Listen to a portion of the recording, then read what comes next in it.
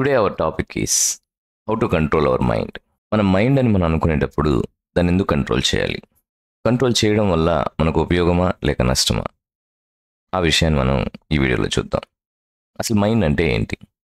మనం ఇంద్రియాల ద్వారా ప్రతిరోజు ఎంతో కొంత సమాచారాన్ని సేకరిస్తూ ఉంటాం. సో అది మంచి కావచ్చు, చెడు కావచ్చు. సో అలా పొందినటువంటి ఆ ఇన్ఫర్మేషన్ మొత్తం మన మైండ్లో ఉంటుంది. ఇప్పుడు ఆ ఇన్ఫర్మేషన్‌ని మనం అనుకోవడం చాలా పొరపాటు. సో, ఈ ఆలోచనలు తనంతట తానే వస్తూ ఉంటాయి. కానీ మనిషి మాత్రం అపార్థం చేసుకొని ఈ మైండ్‌ని తను అనుకుంటూ ఉంటాడు. ఇదే పెద్ద మాయ. సో, కాబట్టి మనం కాని దాన్ని మనం అనుకోవడం చాలా తప్పు. సో, కాబట్టి దాన్ని ప్రాపర్‌గా అర్థం చేసుకోవడం చాలా అవసరం. మనం గ్లాస్ ద్వారా వాటర్ తాగొచ్చు. ఇప్పుడు ఆ గ్లాస్ నుంచి తాగినటువంటి ఆ వాటర్ నువ్వు కాదు. ఆ గ్లాసు నువ్వు కాదు. ప్రతి ఒక్కరి జీవితంలో మైండ్ అనేటువంటిది చాలా పెద్ద రోల్ ప్లే చేస్తూ ఉంటుంది. ఆ మైండే యజమానిగా మారి మనల్ని హింసిస్తూ ఉంటుంది. Mind is a tool only. Mind అనేటువంటిది ఒక సర్వెంట్. అది యజమాని కాదు. ఎప్పుడైతే అది యజమానిలా ప్రవర్తిస్తుందో అప్పుడు మన జీవితం నరకం అవుతుంది. అది యజమాని కాదు అంటే నా ఉద్దేశం బయట నుంచి ఏ ఇన్ఫర్మేషన్ వచ్చినా మొత్తం మన మైండ్లో సమాచారం చేరుతుంది కదా. దాంట్లో కొన్ని మనం చూస్ చేసుకుంటాం. ఇది నేను చేయాలి, ఇది చేయకూడదు, ఇది నాకు అవసరం, ఇది అవసరం లేదు, ఇది మంచి, ఇది చెడు. ఇవన్నీ మనం మైండ్ ద్వారా క్రియేట్ చేసుకున్నటువంటివే. ఇప్పుడు మనమే సెలెక్ట్ చేసుకున్నటువంటి ఈ సమాచారాన్ని మనమే ఒకరోజు వద్దనుకునేటువంటి రోజు కూడా వస్తుంది. ఫర్ ఎగ్జాంపుల్, ఓ చిన్న పిల్లవాడు తెలియకుండా ఒక అలవాటు చేసుకున్నాడు. కొన్ని రోజుల తర్వాత అతనికి తప్పని తెలిసింది.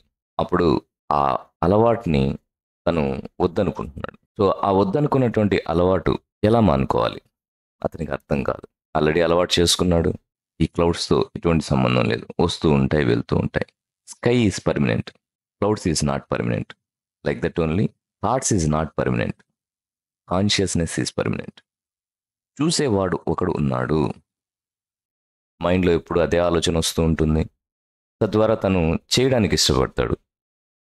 అదే పని రిపీటెడ్గా. For example video game, cell phone are other things. So ఏదైనా ఒక మనిషి అలవాటు చేసుకున్న తర్వాత దాని నుంచి బయటపడడం చాలా కష్టం అయిపోతూ ఉంటుంది. ఆ అలవాటు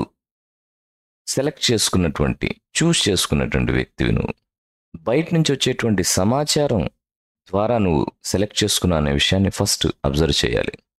నీ మైండ్లో కోపం వచ్చింది. కోపం తర్వాత వస్తుంది, నువ్వు ప్రదర్శించేది తర్వాత, కానీ అబ్జర్వ్ చేసేది ఫస్ట్.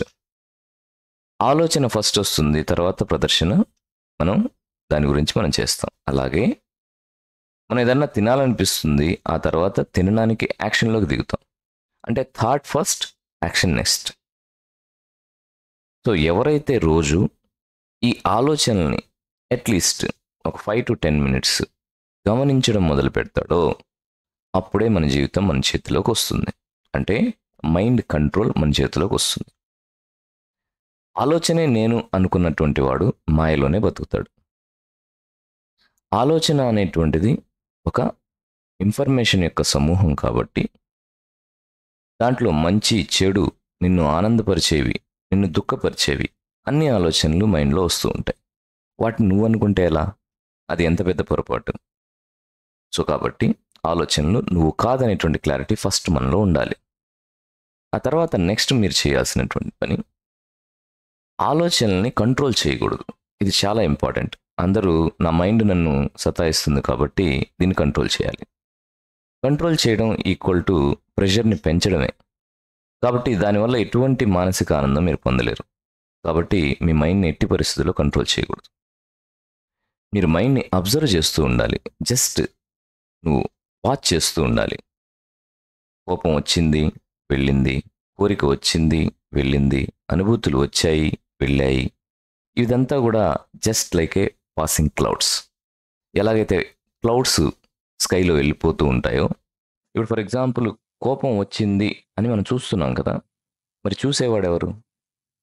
ఆలోచనని సపరేట్గా మనం గమనిస్తున్నామంటే చూసేటువంటి వాడు వేరు, ఆలోచన వేరు.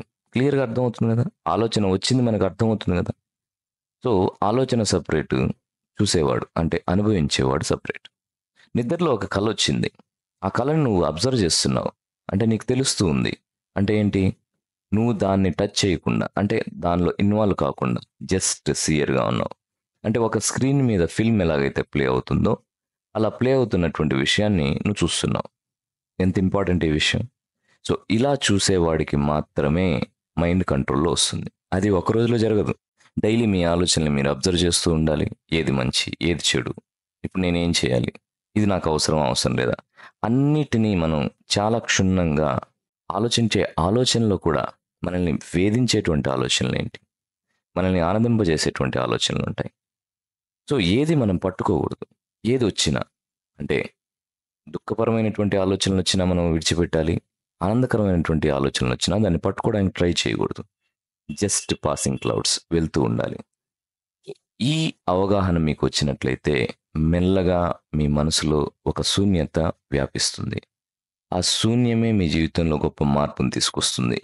ఒక ఆలోచన మధ్యలో ఉండేటువంటి ఆ గ్యాప్‌ని మీరు బాగా గమనించడం నేర్చుకోవాలి. మనకు ఇక్కడ ఆలోచన ఇంపార్టెంటే, గమనించడం ఇంపార్టెంటే. బట్ దాని గురించి డిస్కస్ చేయకూడదు.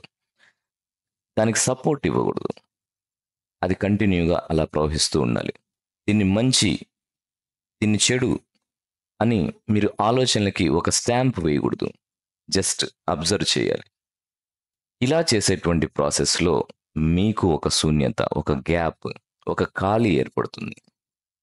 ఆ ఖాళీని ఎప్పుడైతే అర్థం చేసుకుంటారో అప్పుడు మీకు అర్థమవుతుంది. I am not thought, I am not mind. So, ఈ వీడియో గనుక మీకు నచ్చినట్లయితే తప్పకుండా నా ఛానల్‌ని సబ్స్క్రైబ్ చేయండి, లైక్ చేయండి, షేర్ చేయండి. Thank you so much. Thanks for watching.